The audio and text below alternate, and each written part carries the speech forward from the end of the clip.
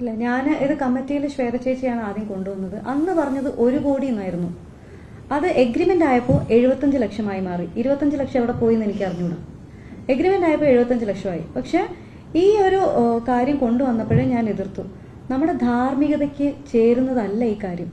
അമ്മയിൽ 32 വർഷമായിട്ട് ഒരു മതസ്ഥാപനങ്ങളും കടന്നുകൂടിയിട്ടില്ല, ഒരു മതചിഹ്നങ്ങളും കടന്നുകൂടിയിട്ടില്ല. ഇന്ന് നിങ്ങൾ ഒരു ടെമ്പിൾ കൊണ്ടുവരികയാണെങ്കിൽ നാളെ ഒരു മോസ്ക് വരും, പിന്നീട് ഒരു ചേർച്ച് വരും, അങ്ങനെ മതസ്ഥാപനങ്ങൾ വരും, ഒരുപാട് രാഷ്ട്രീയ പാർട്ടികൾ വരും. അത് വരാൻ പാടില്ല. വളരെ സന്തോഷത്തോടെ കഴിഞ്ഞു പോകുന്ന ഒരു സ്ഥാപനമാണ് അമ്മ. അമ്മയിൽ അങ്ങനെ കൊണ്ടുവരരുതെന്ന് മാത്രമാണ് ഞാൻ പറഞ്ഞത്. അതെന്ന് പറഞ്ഞോ അന്ന് തുടങ്ങി ഏറ്റവും കൂടുതലുള്ള വൈരാഗ്യം കാണിക്കാൻ എനിക്കെതിരെ വ്യാജ പരാതി കൊടുപ്പിക്കുന്നു ലക്ഷ്മിപ്രിയയെ കൊണ്ട്. തൃപ്പൂണിത്തുറ പോലീസ് സ്റ്റേഷനിൽ ഒരു നോട്ടീസ് പോലും ഇല്ലാതെയാണ് ആ പോലീസ് സ്റ്റേഷനിൽ എന്നെ മാനസികമായിട്ട് പീഡിപ്പിച്ചിട്ടുള്ളത്. അതിന്റെ കേസ് ഞാൻ കൊടുത്തിട്ട് അതിന് FIR ഇടാൻ തയ്യാറല്ല. പക്ഷെ എനിക്കെതിരെ FIR ഇല്ലാത്ത ഒരു കാര്യത്തിന് ഒരു നോട്ടീസ് പോലും ഇല്ലാതെ എന്നെ വിളിച്ചു വരുത്തി 3 മണിക്കൂർ എന്നെ ഹരാസ് ചെയ്യാൻ പോലീസുകാർക്ക് കഴിയുമായിരുന്നു. അതിനുശേഷം ഞാൻ ടിനി ടോമിനെതിരെ പരാതി കൊടുത്തു. FIR ഇട്ടില്ല. കടവന്ത്ര പോലീസ് സ്റ്റേഷനിലാണ് ഞാൻ പോയിട്ട് പരാതി കൊടുത്തത്. ഇതില് പ്രഥമ ദൃഷ്ടിയ കേസെടുക്കാൻ പറ്റില്ല എന്ന് പറഞ്ഞ് ഒഴിവാക്കി വിട്ടു. പിന്നീട് ഞാൻ അത് കോടതിയിൽ പോയിട്ടാണ് ഞാൻ അത് FIR ഇടിപ്പിച്ചത്. നിങ്ങൾ എല്ലാവരും കണ്ടിട്ടുണ്ടാവും. അത് കഴിഞ്ഞിട്ട് ലക്ഷ്മിപ്രിയ എന്ന് പറയുന്ന വ്യക്തി ട്രെയിലർ ഇറക്കുന്നു, ടീസർ ഇറക്കുന്നു, പ്രീമിയർ ചെയ്യുന്നു, ഒരു സ്ത്രീയെ വ്യക്തിഹത്യ ചെയ്തുകൊണ്ട്. ഒന്ന് ആലോചിച്ച് നോക്കണം, കേരളത്തിലാണിത് നടക്കുന്നത്. ഞാൻ അന്ന് അതിയായി വിഷമിച്ചിട്ട് ഞാൻ എല്ലാവരെയും വിളിച്ച് സംസാരിച്ചു. ഇതെങ്ങനെയാണ് ഇവർക്ക് ചെയ്യാൻ പറ്റുന്നത്? കേരളത്തിലാണ്, അതായത് ഭീഷണിയുടെ സ്വരത്തിലാണ് ആദ്യം ട്രെയിലർ ഇടുന്നത്. ട്രെയിലറിൽ ഒരു പോർഷൻ കട്ട് ചെയ്ത് കാണിക്കുന്നു, എന്നിട്ട് അതേ ചാനൽ ക്യാൻ എന്ന് പറഞ്ഞ ചാനലിൽ എഴുതി കാണിക്കുകയാണ് ഇതിന്റെ 1ാം ഭാഗം നാളെ 4 മണിക്ക് ടെലികാസ്റ്റ് ചെയ്യുന്നതായിരിക്കും, 2ാം ഭാഗം അതിന്റെ നെക്സ്റ്റ് ദിവസം ഇടുന്നതായിരിക്കും. എന്ത് മ്ലേച്ഛകരമായിട്ടുള്ള കാര്യമാണ് കേരളത്തിൽ നടക്കുന്നത്.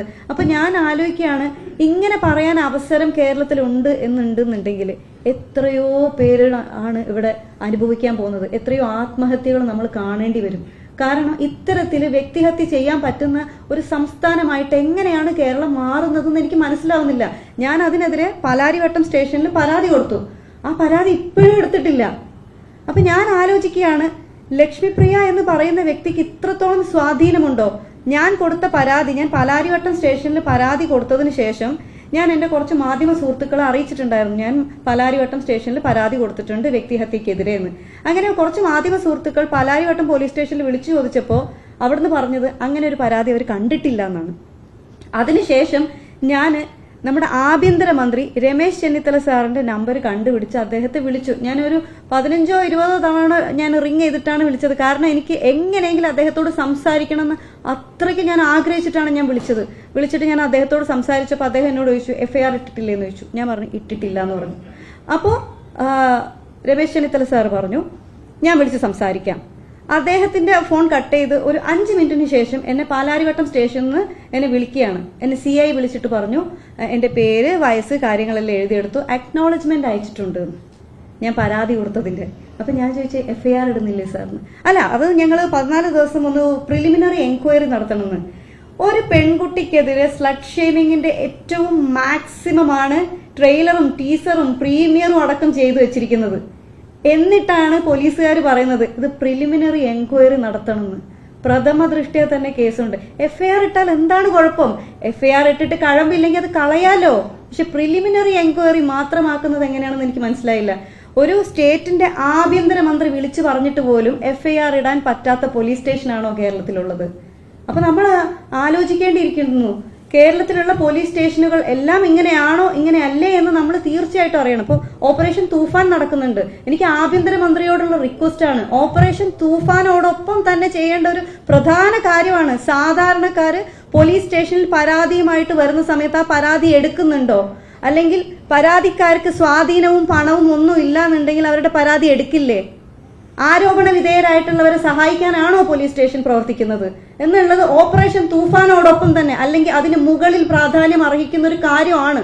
അത് തീർച്ചയായിട്ടും ആഭ്യന്തരമന്ത്രി തീർച്ചയായിട്ടും ശ്രദ്ധിക്കേണ്ട കാര്യമാണ്.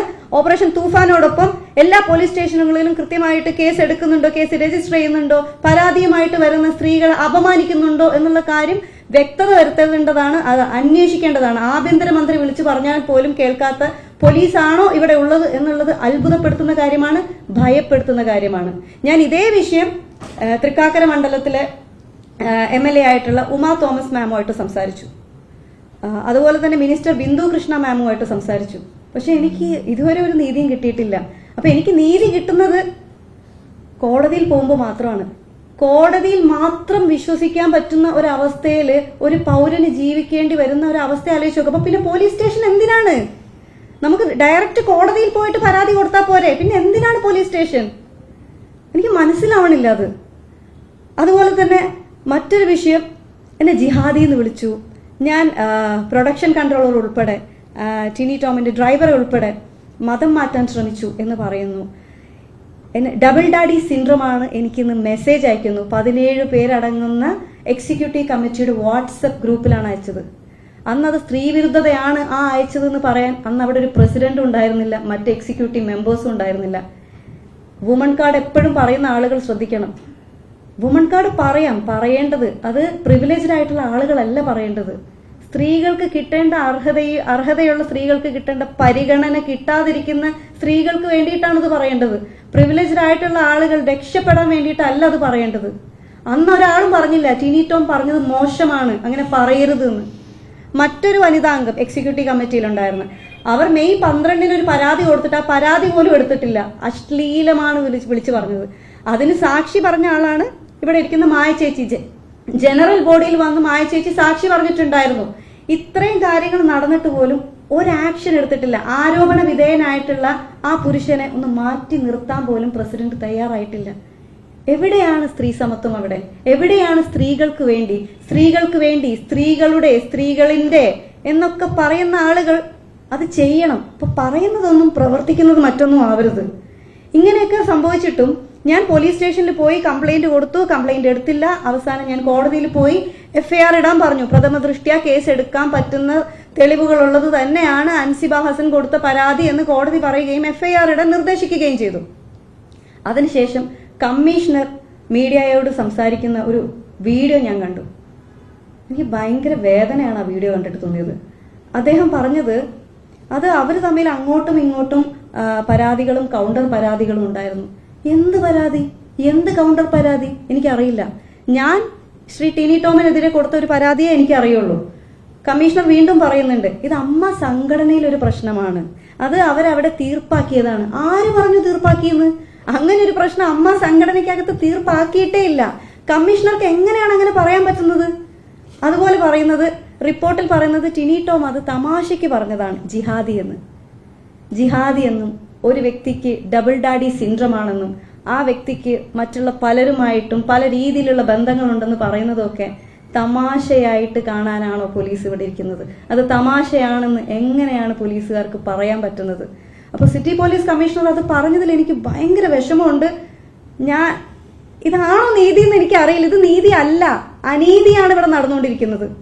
ഇത്രയും അനീതി നടന്നുകൊണ്ടിരിക്കുമ്പോഴും കേരളത്തിലുള്ള ജനങ്ങളോടാണ് എനിക്ക് വിശ്വാസമുള്ളത്. എല്ലാ ജനങ്ങളും ഇതിനെതിരെ പ്രതികരിക്കണം. ഇവിടെ വർഗീയത ഉണ്ടാവാൻ പാടില്ല, വർഗീയവൽക്കരണം ഉണ്ടാവാൻ പാടില്ല. എല്ലാ പോലീസ് സ്റ്റേഷനുകളും കൂടെ പരിശോധിക്കണം. വർഗീയവൽക്കരണം പോലീസ് സ്റ്റേഷനുകളിലും നടന്നിട്ടുണ്ടോ എന്നുള്ളത് തീർച്ചയായിട്ടും അന്വേഷിക്കേണ്ട കാര്യമാണ്. അപ്പൊ അതുകൊണ്ട് എല്ലാവരോടും എനിക്കുള്ള അഭ്യർത്ഥനയാണ്, ദയവ് ചെയ്ത് കേരളം ഒരു വർഗീയവൽക്കരിക്കപ്പെട്ട സംസ്ഥാനമായി മാറാൻ അനുവദിക്കരുത്.